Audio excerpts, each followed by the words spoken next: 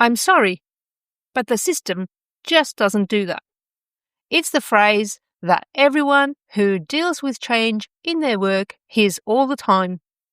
Whether you work in LMS enablement like I do and you deal with change constantly, or you have a job where you have the word change in your title, you hear it all the time. And sometimes it's said by the person sitting in front of a software suite that cost the company thousands of dollars and was designed to do that exact task.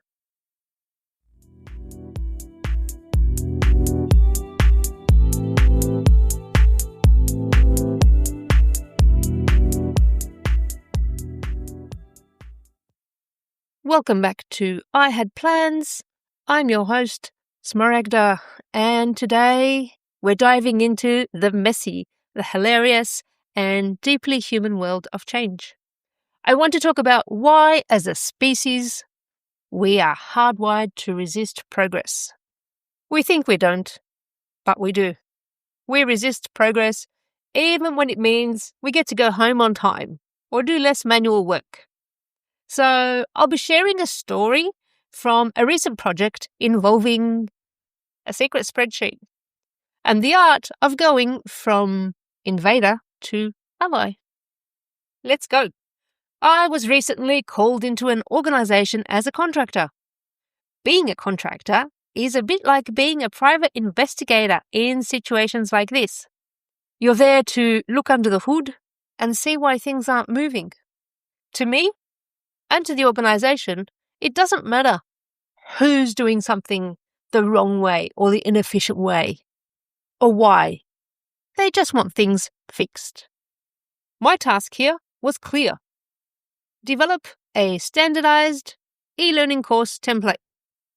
Digitise any manual workflows that existed in some of the assessments and get their gradebook and compliance tracking up to scratch. Simple, right? Yes, it's my bread and butter. And it's always simple when there are no humans involved.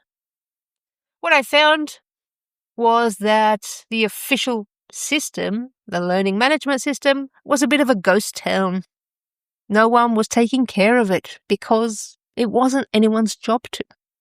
There was no completion tracking set up, no automated notifications, no grades being tracked, nothing. Just content that learners could access and do. After having some meetings with the stakeholders involved, I discovered what I'd like to call the fortress of Excel. It's a fortress because no one's allowed to touch it or change it. That's the only way to do things.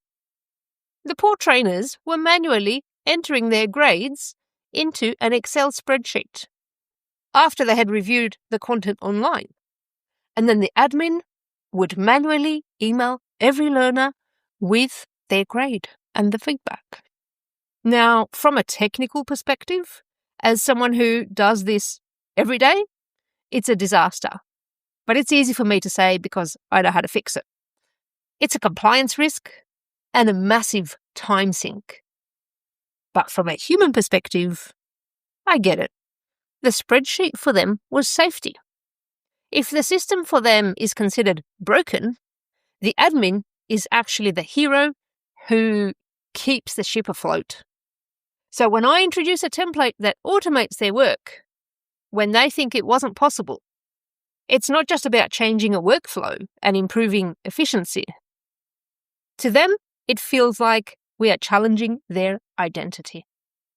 Now, here's where a bit of the comedy comes in, because when I presented my sleek new templates in the meeting with my automated gradebooks and notifications and all these things that would save their time, of course I wasn't seen as the helper.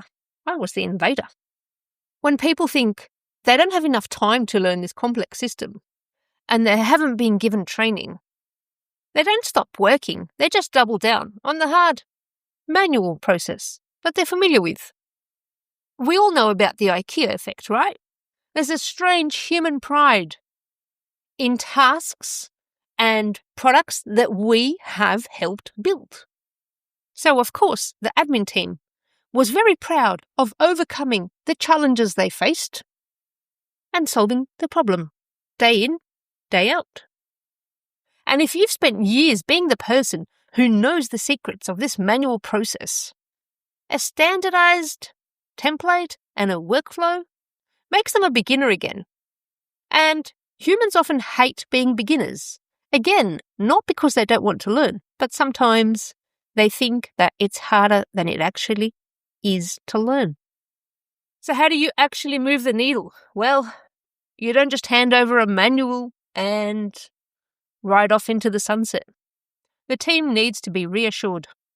So there was no chance that I was just leaving with a customized template for them. What I did, I built a learning runway for my champions. These are the people who I had identified as the early adopters. They were secretly tired of the manual grind, and they were ready to learn. Now, I didn't just train them on the technical aspects. Click here, do this, do that. I explained to them why it mattered for them, what's in it for them. And I always make it very clear in projects like this that I'm not here to take your job. I'm here to make sure that an auditor never keeps you up at night again, and that you don't waste time on things that you don't need to. Here's the funny bit though.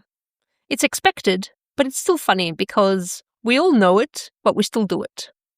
It takes time to earn the trust of everyone. So even when I had left, I knew that those Excel sheets were still being kept as a backup. And I get it. They needed time to trust the system. We are so beautifully skeptical of anything that makes our lives easier. Closing up, I'm going to leave you with 2 tips. If you're navigating or managing change right now, remember these 2 things. Number 1, don't judge the gatekeepers. Look at those manual workarounds. They are a map. They tell you exactly what they're afraid of, where they need to be reassured, and what processes you need to implement to help them track the data they need. Number 2, your goal for every project is to leave a legacy. This legacy is the starting point for great improvements in the future. So by the time I left, the champions were the ones leading the way. That template wasn't mine anymore. It was theirs. And remember, change is a slow motion renovation.